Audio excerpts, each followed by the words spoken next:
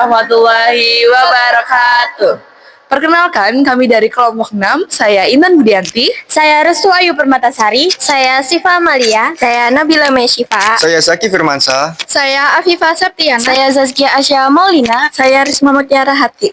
Assalamualaikum warahmatullahi wabarakatuh. Perkenalkan, kami dari kelompok 6 akan menjelaskan tentang penanganan dan transportasi spesimen. Spesimen merupakan sampel yang diambil dari tubuh pasien seperti darah, urin, swab, sputum yang digunakan untuk pemeriksaan laboratorium. Penanganan dan transportasi spesimen adalah rangkaian kegiatan yang dilakukan untuk menjaga kualitas spesimen sejak diambil hingga diterima di laboratorium. Tujuan tindakan ini adalah untuk mempertahankan integritas spesimen sehingga hasil pemeriksaan yang diperoleh akurat, valid, dan dapat digunakan sebagai dasar penegakan diagnosis serta perencanaan terapi pasien. Sebelum menangani spesimen, petugas harus melakukan hand hygiene sesuai standar PPI. Hand hygiene dapat dilakukan dengan mencuci tangan menggunakan sabun dan air mengalir atau menggunakan hand scrub berbasis alkohol. Tujuan hand hygiene adalah mengurangi jumlah mikroorganisme pada tangan, mencegah kontaminasi spesimen, serta melindungi petugas dan pasien dari risiko penularan infeksi. Setelah melakukan hand hygiene, petugas menggunakan alat pelindung diri atau APD seperti masker dan sarung tangan. Penggunaan APD merupakan bagian dari kewaspadaan standar yang bertujuan melindungi petugas dari paparan bahan infeksius yang mungkin terdapat pada spesimen. Selain itu, APD juga berfungsi mencegah perpindahan mikroorganisme dari petugas ke spesimen yang dapat menyebabkan kontaminasi.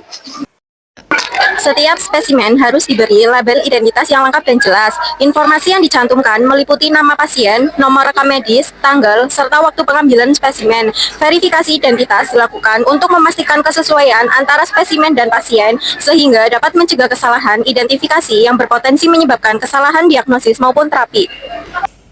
Spesimen harus ditempatkan dalam wadah yang steril, tertutup rapat, dan tidak mudah bocor. Selanjutnya, spesimen dimasukkan ke dalam kantong biohazard yang telah diberi simbol bahaya biologis. Pengemasan yang benar bertujuan menjaga keamanan spesimen selama proses pengiriman, mencegah kebocoran, serta melindungi petugas dan lingkungan dari risiko paparan bahaya infeksius.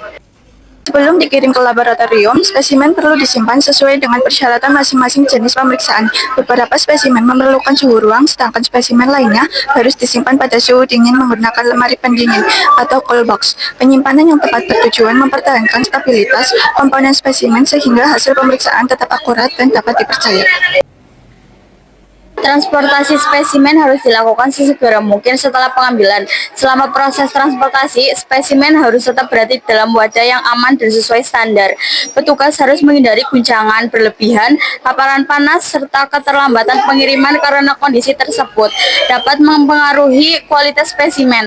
Tujuan transportasi yang benar adalah memastikan spesimen tiba di laboratorium dalam keadaan kondisi yang baik dan siap diperiksa.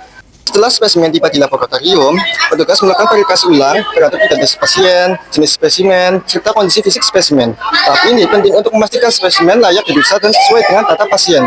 Dengan penerapan penanganan dan transportasi spesimen yang benar, kualitas spesimen dapat terjaga, risiko infeksi dapat diminimalkan, dan hasil pemeriksaan laboratorium menjadi lebih akurat. Demikian video edukasi yang kami sampaikan. Terima kasih atas perhatian yang diberikan. Wassalamualaikum warahmatullahi wabarakatuh.